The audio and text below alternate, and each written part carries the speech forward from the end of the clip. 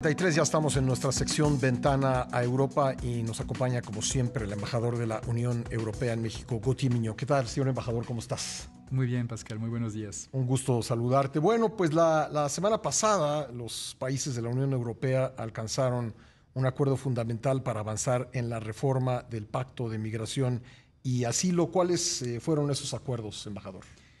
Este nuevo pacto sobre migración y asilo es un pacto que es un conjunto de propuestas legislativas para reformar las normas de la Unión Europea en materia de migración y asilo.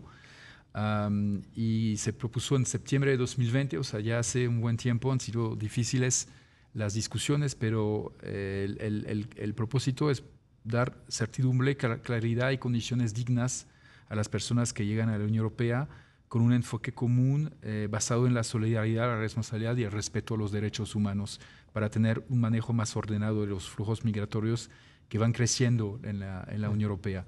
Vemos, muchas veces se habla de una Europa fortaleza y cuando uno mira las cifras realmente no es el caso. El año pasado hubo 3.7 millones de primeros permisos de residencia otorgados en la Unión Europea. Entonces vemos que hay mucha migración legal en particular que se recibe en la Unión Europea, además pero también muchos flujos ilegales que van creciendo y muchas solicitudes de asilo que han incrementado un 52%. Entonces ya se había logrado algunos resultados de ese pacto, como la creación de una agencia de asilo de la Unión Europea para ayudar a los Estados miembros a lograr una mayor convergencia de las prácticas de asilo, un coordinador del retorno también para tener un sistema de retorno más eficaz y común, porque apenas el 20% de las decisiones de expulsión, digamos, de migrantes ilegales se implementan, y también con un mecanismo de solidario de repartición de migrantes y de solicitantes de asilo, sobre todo entre los Estados miembros. Y lo que se logró fue un acuerdo entre los Estados miembros para poder ahora negociar con el Parlamento Europeo sobre un reglamento para enfrentar las situaciones de crisis que afectan a un Estado miembro que recibe una ola de migrantes. Como Italia, ¿no? Como Italia, por ejemplo. España, en exacto, las Islas Canarias, ¿no? O Grecia en algún momento. El país podrá pedir el apoyo de otros Estados miembros para examinar las solicitudes de asilo, para aliviarlo, digamos, la reubicación de solicitantes de asilo a esos otros Estados miembros, y también contribuciones financieras o medidas de solidaridad alternativa por parte de la Unión Europea. O sea, reforzar la solidaridad entre Estados miembros y no dejar el Estado que está en primera línea solo frente a esa situación. Lo que esperamos es poder concluir las negociaciones sobre el pacto en su conjunto el próximo mes de febrero. ¿Ha sido difícil la negociación? Ha sido difícil, efectivamente, porque este tema de reubicación en particular no es aceptado fácilmente por todos los Estados miembros. De hecho, algunos votaron en contra de esa decisión, pero es una decisión por mayoría calificada. Pero vemos que es necesario. No podemos seguir dejando a un Estado miembro solo frente a una ola de migrantes que está rebasando sus capacidades, como lo hemos visto recientemente en Italia. Ahora, vemos que muchas de estas oleadas pues obedecen al tráfico de personas, ¿no? ¿De qué manera se aborda el tráfico de personas en el pacto? Claro, y eso es algo que dijo justamente nuestra presidenta en su discurso reciente sobre el Estado de la Unión, que queremos decidir nosotros a quienes admitimos en nuestro territorio y que no sean los coyotes, los traficantes que decidan a quienes llevan a Europa.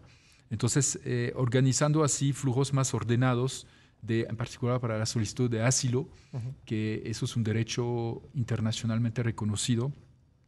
Lo que queremos hacer es evitar justamente que la gente tenga que entregarse a los coyotes para ejercer este derecho del asilo. Hubo en el 2022 casi 1 millón de aplicaciones para el asilo.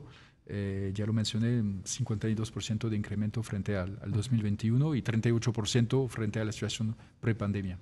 ¿Qué tan importante es la colaboración de países como Marruecos, como Túnez, como Turquía? Eso es otro aspecto, efectivamente, es la cooperación con los países de origen y de tránsito. Hemos aportado muchísima cooperación a esos países en los últimos años para reforzar sus propias capacidades en las fronteras de acogida de migrantes.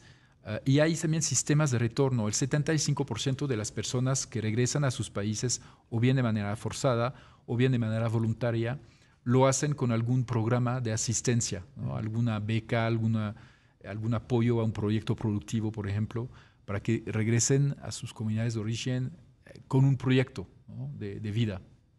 Entiendo. Embajador, pues muy interesante. Vamos a seguir esta información sobre la migración, las oleadas migratorias con mucha atención, pero no me gustaría que te fueras sin hacernos un comentario sobre lo que está pasando en Medio Oriente. Los ministros de Exteriores de la Unión Europea están reunidos en Luxemburgo y será un tema que tratarán. ¿Qué comentario nos harías esta mañana sobre el tema? Efectivamente, se reúnen hoy los ministros, también van a reunirse con el ministro israelí y el ministro de la Autoridad Palestina, también para intercambiar con cada uno de ellos.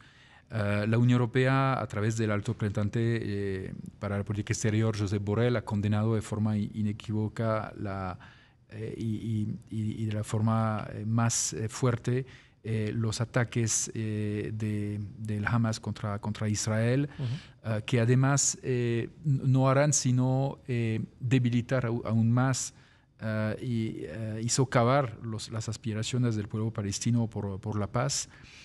Y estamos solidarios con Israel, que tiene el derecho de defenderse en conformidad con el derecho internacional, y son situaciones de ataques terroristas que nosotros hemos conocido muy bien en Europa. Entonces somos muy sensibles, digamos, a esa situación, pero hemos también recordado la importancia de trabajar hacia una paz duradera y sostenible. Y justo en el mes pasado en Nueva York se había lanzado una iniciativa por parte de la Unión Europea y 50 países para relanzar el proceso de paz allá. Es absolutamente necesario. También estamos revisando nuestra asistencia a los palestinos. Sí. Somos el donante más importante, unos 700 millones de euros a los palestinos. Permíteme un segundo, embajador, tenemos que hacer un corte obligado y regresamos enseguida. Gracias. Para concluir con este tema. Platicando con el embajador de la Unión Europea en México sobre el conflicto en Medio Oriente. Y nos decías, embajador, bueno, de manera muy firme la Unión Europea ha condenado los atentados por parte de Hamas, pero al mismo tiempo, pues el legítimo derecho de los palestinos de aspirar a su autodeterminación es parte también de la agenda.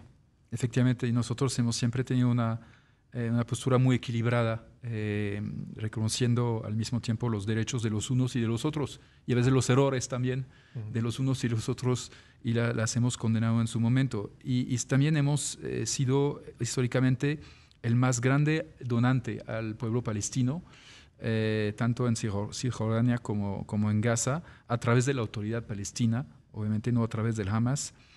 Unos 700 millones de euros más o menos de portafolio, y hemos decidido lanzar una revisión de este portafolio para simplemente asegurarnos de que indirectamente ninguna parte de ese dinero pueda llegar a financiar acciones terroristas o ataques contra Israel. Entonces vamos a conducir muy rápidamente esa revisión, que no afecta obviamente la asistencia humanitaria, que ya sí sigue. Pues muy bien, embajador, te agradezco que nos hayas acompañado en esta sección Ventana Europa nuevamente. Gracias. Muchísimas gracias, Pascal. Gracias.